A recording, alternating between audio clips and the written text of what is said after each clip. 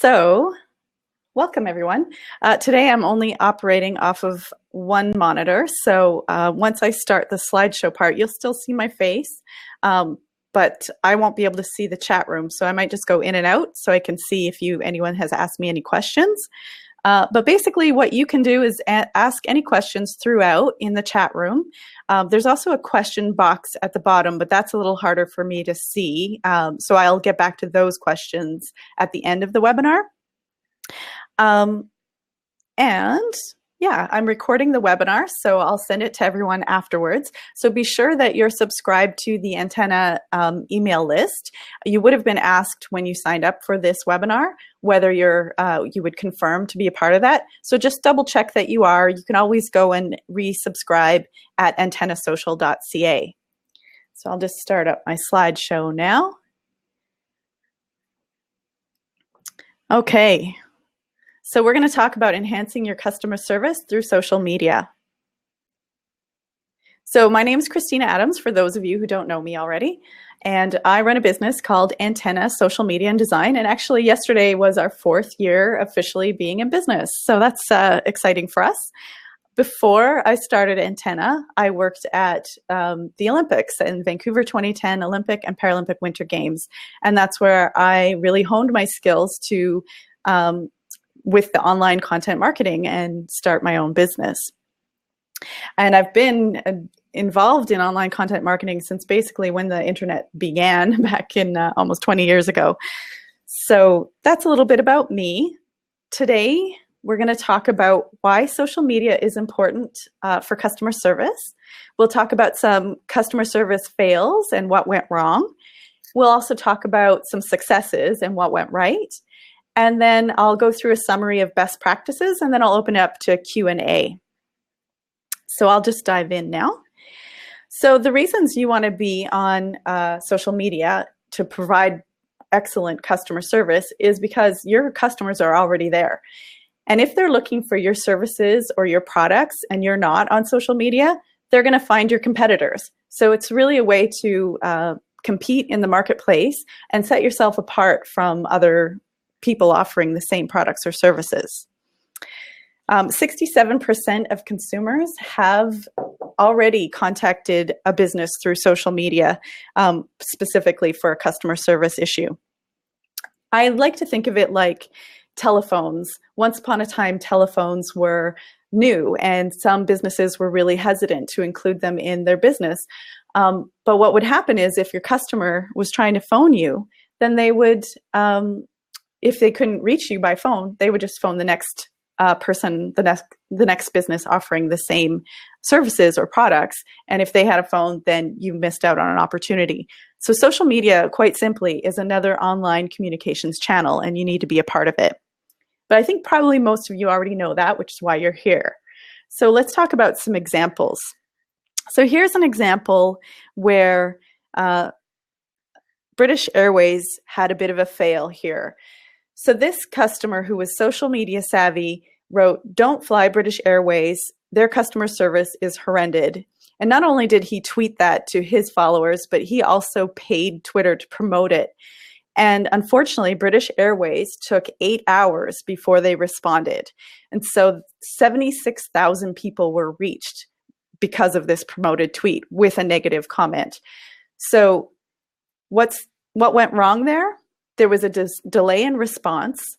The complaint was out gaining reach for 8 hours before there was any response. So what can they do better?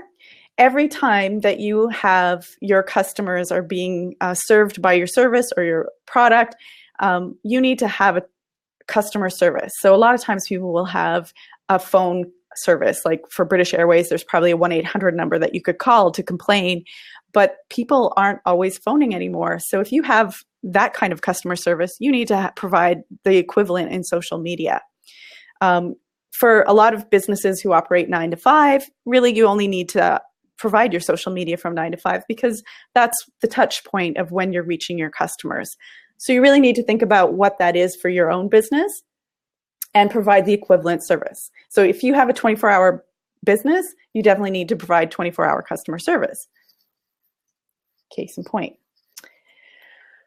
So another social media fail here is to never ever complain about a customer in public. I mean, it seems like a no-brainer, but in this case, and it's kind of probably small on your screen, but I'll just give you the synopsis here. So a customer went to this restaurant on Thanksgiving and really didn't enjoy the meal and wrote a really scathing review on their Facebook page. And so instead of responding with any kind of, sorry to hear that message, this restaurant actually swore at the lady, told her to go somewhere, and then posted a follow-up post on their Facebook page describing that customer as uneducated, unintelligent, unpolished, and all these things. So it just seems like obvious that you should never complain about your customers, but obviously people don't know that. So the customer may not always be right, but they want to feel like they're always right. So what went wrong in that situation was that negative responses can drag you down. People judge you by the way you respond to complaints rather than the complaint itself.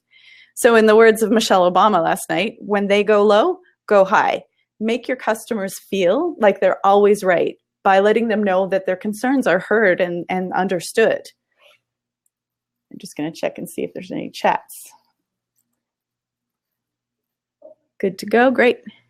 Did they ever say, so Ronnie's saying, did British Airways ever say why it took them 8 hours? Yes, in their tweet, they said that their Twitter feed is only open from 9 to 5.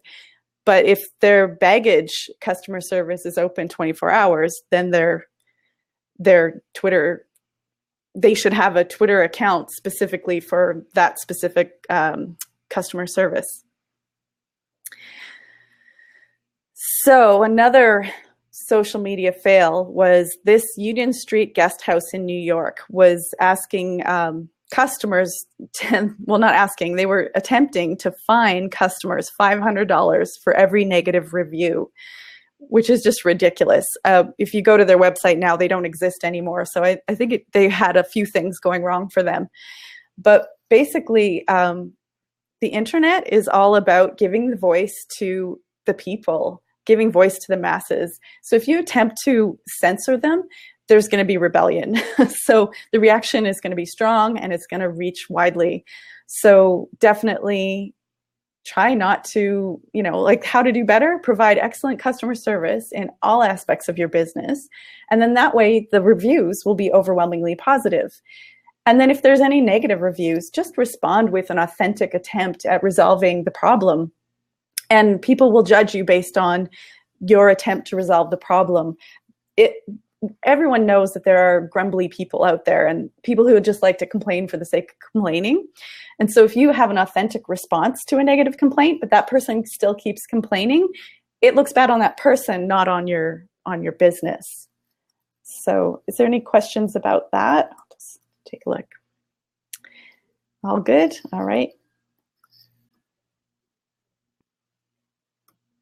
So I'll just tell you about 2 other really good examples that I've experienced personally. One was way back in the early days of social media. Like I think this must have been 2009 or 2010.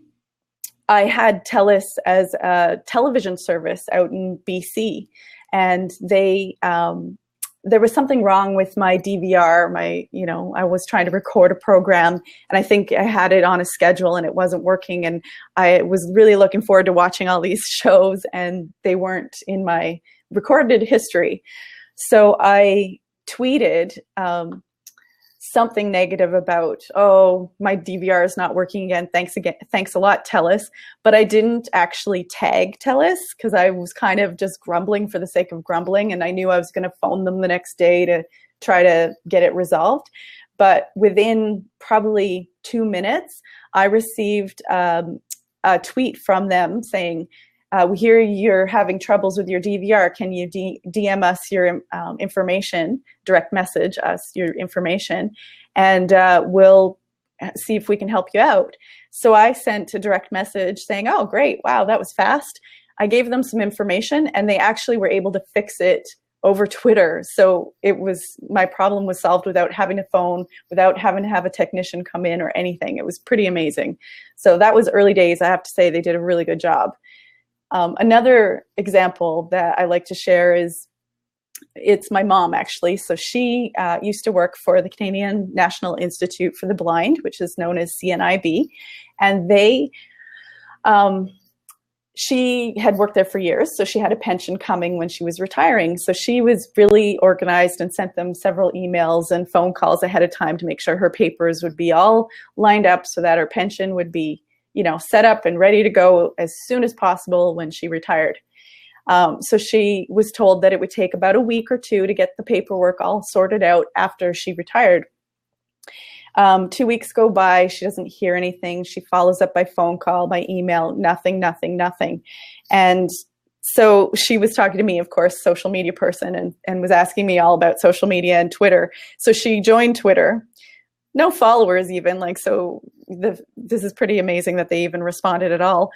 But she also didn't tag CNIB. She just said, worked for CNIB for however many years, retired now for 6 weeks and still no pension, or whatever the time frame was. Within 4 hours, she received a phone call from head office saying, your paperwork is processed. Can you please delete the tweet? And so my mom texted me and was all excited that I helped her solve her pension problem using Twitter. But it just goes to show that by listening for your brand name, so that's using tools like Google Alerts, or there's all kinds of elaborate tools. If you're a really big organization, you can use things like HubSpot, or like more expensive listening software that searches the internet and sends you instantaneous notifications. But for the smaller businesses who don't have the money for these big enterprise solutions, Google Alerts, definitely be searching for your specific brand name, maybe misspellings of your brand name. If you have a particular tagline that you're using, definitely search for that. And then that way you might actually get a notification before you even realize that someone's saying something about you. And sometimes they might be actually saying good things about you, in which case you want to leverage that and reward people, or share it on your social networks. And if it's something negative, then you can get in front of it and actually provide a good response and solve their problems. So do you have any questions so far? Okay, we'll have a Q&A in a moment, so I'll just keep going through.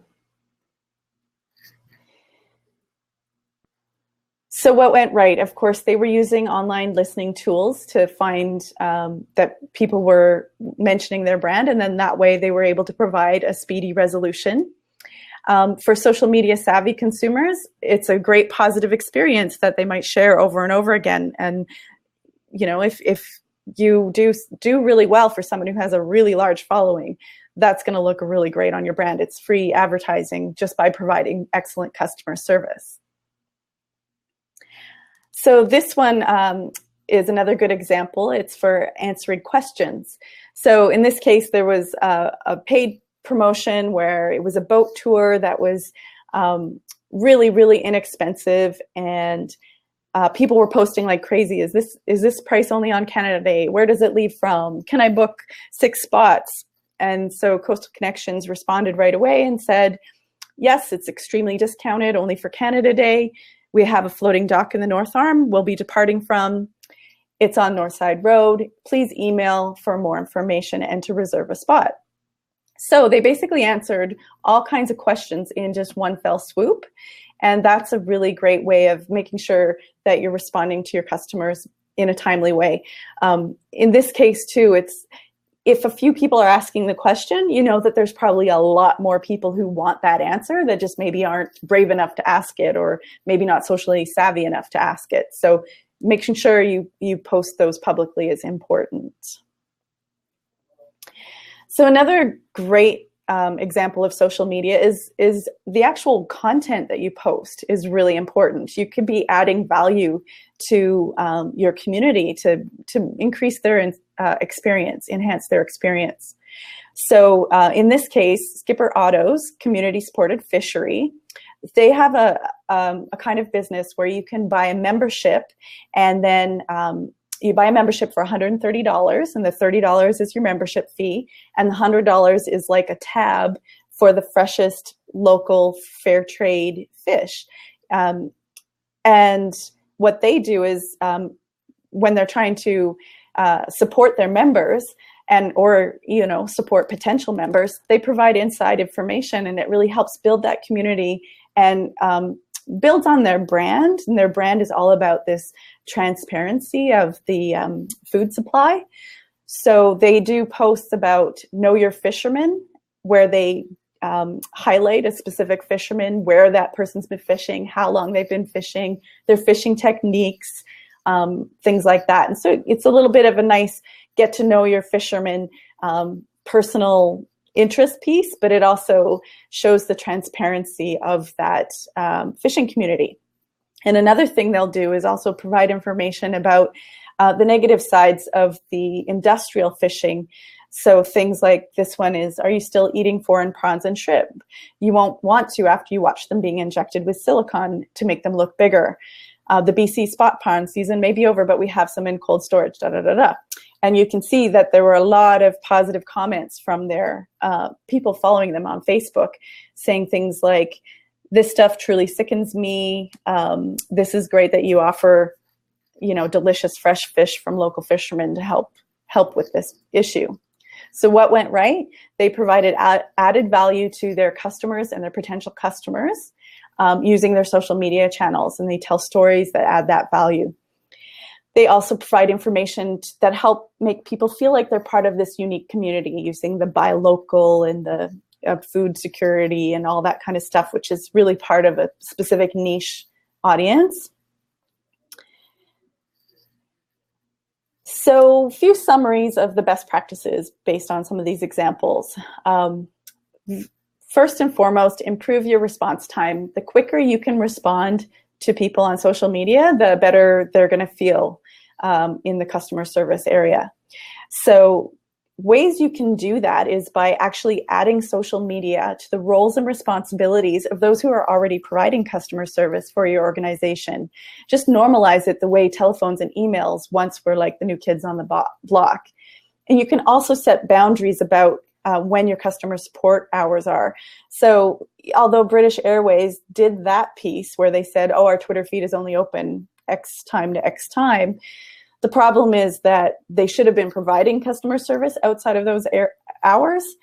So consider your own business and what are the hours that you need to be offering customer service, and make sure that you're covering your social media during those hours.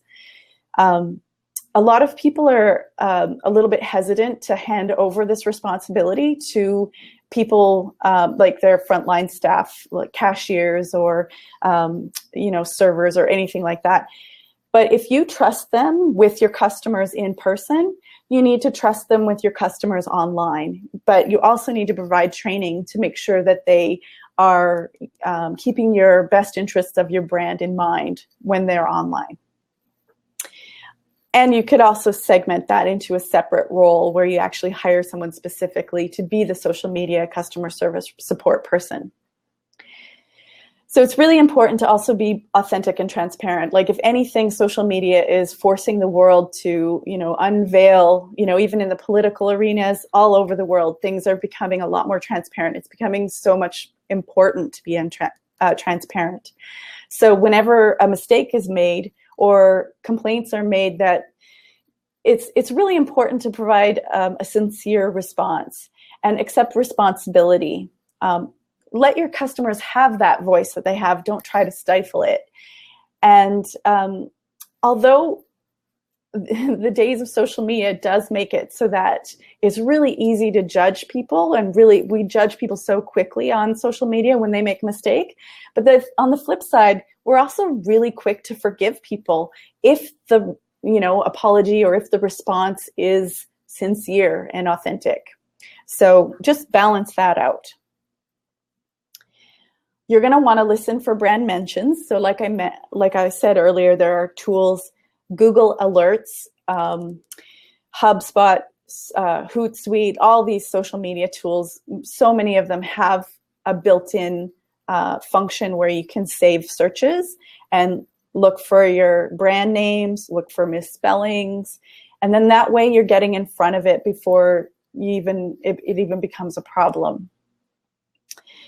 Answer questions publicly. So like I said, if people are asking a lot of questions on your Facebook page or via Twitter, that means there are other people who probably have that same question.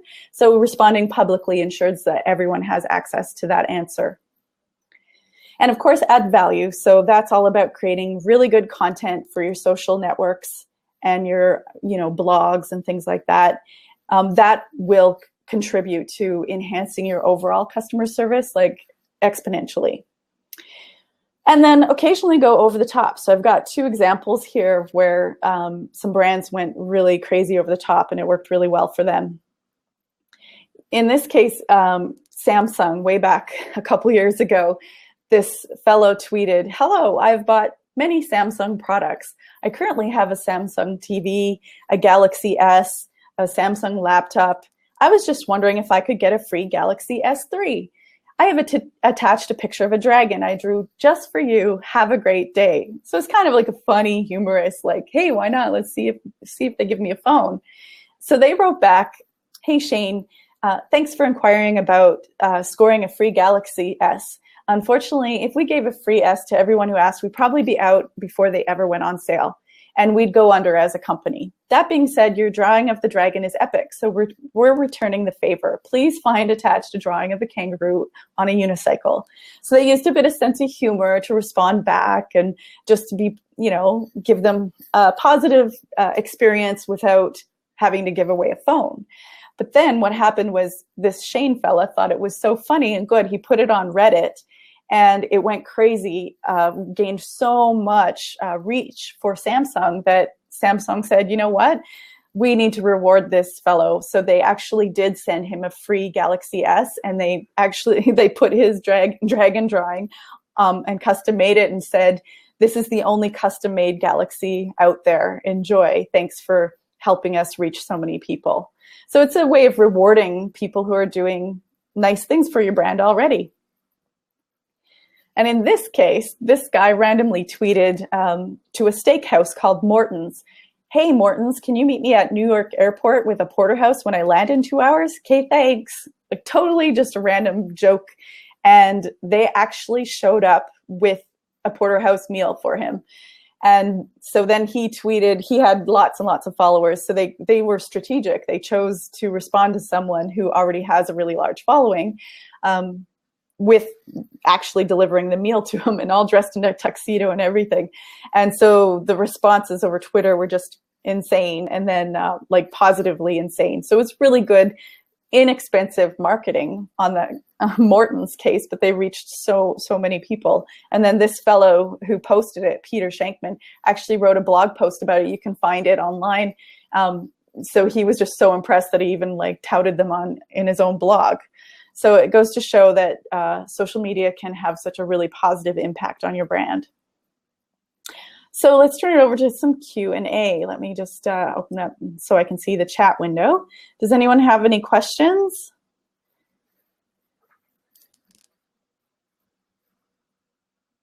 I'll give you a few minutes.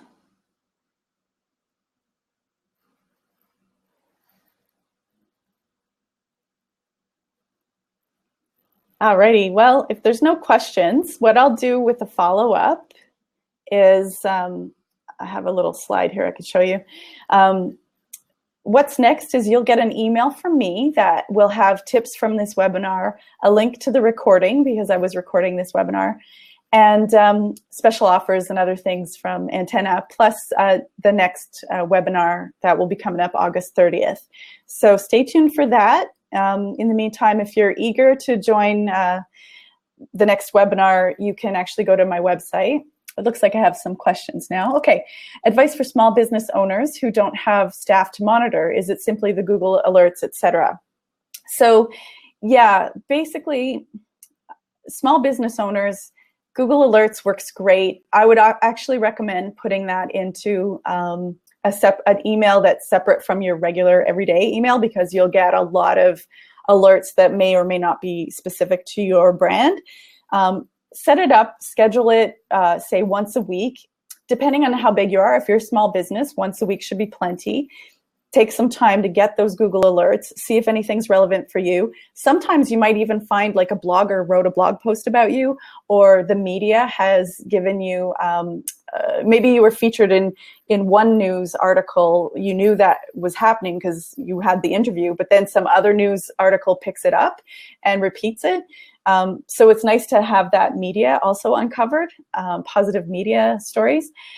So once a week for about an hour, look at your Google alerts, do an internet search. There's something called incognito mode, incognito, which you can do on Chrome.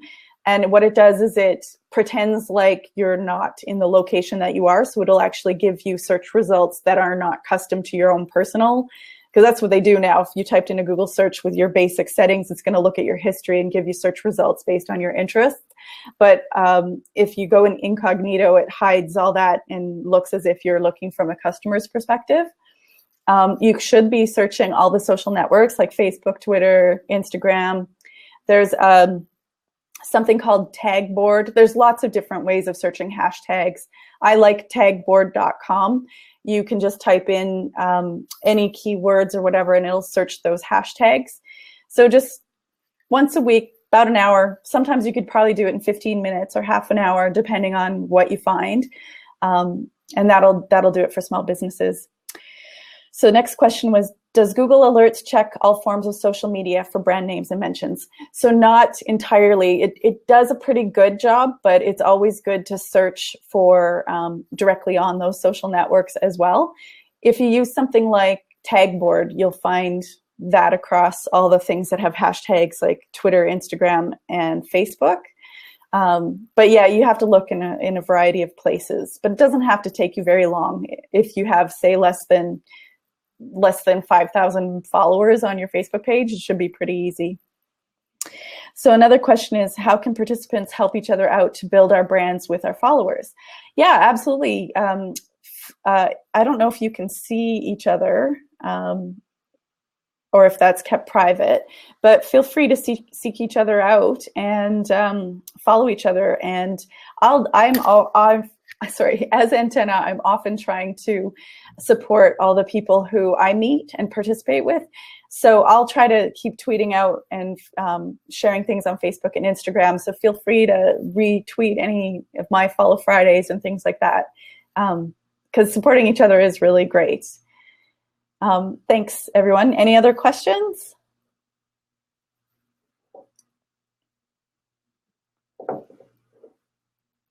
Thank you, everyone. All right.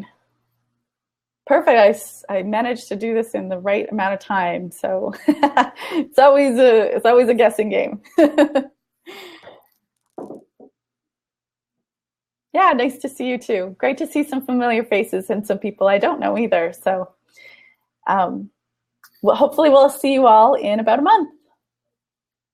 All right. Bye-bye, everyone.